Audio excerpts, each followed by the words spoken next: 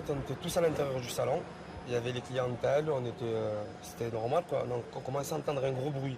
Au début, on a tous eu peur. On ne savait pas ce qui se passait. Une explosion. Je suis sorti le premier, affolé, quoi.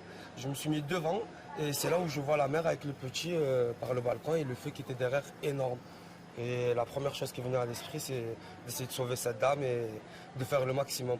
Il y a eu plusieurs voisins qui sont sortis, qui nous ont porté de l'aide avec les extincteurs. On s'est mis devant.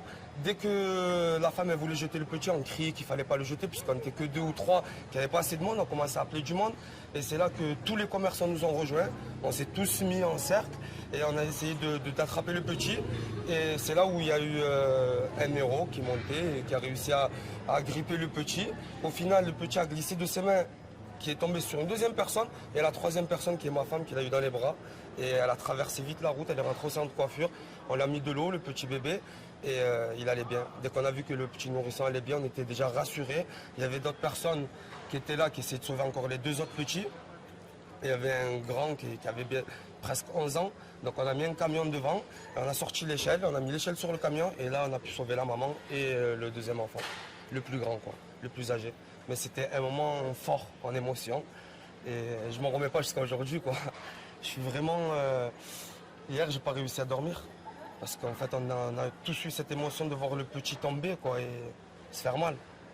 Vous avez Donc, conscience d'avoir sauvé des vies à vous tous? Aujourd'hui, non, pas encore, parce que c'est peut-être l'état de choc et tout ça. Hier, depuis ce qui s'est passé, en fait, on a fermé le salon. Et jusqu'à aujourd'hui, on parle des fois avec ma femme, on dit, mais on ne sait même pas ce qui s'est passé. C'est tellement rapide qu'on ne se rend pas compte. Et même jusqu'à aujourd'hui, je ne m'en rends pas compte du tout. Parce que le feu, en fait, il a pris où, on sait?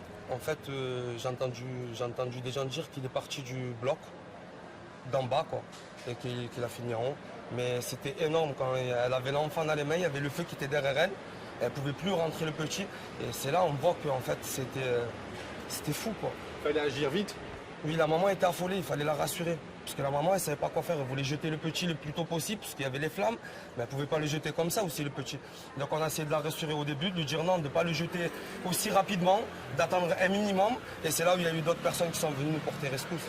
Mais c'était un moment fort. C'était un moment fort et c'est là où on voit que tous soudés, on a réussi à faire quelque chose de bien. Et ça fait plaisir. C'est ce qui fait plaisir aujourd'hui.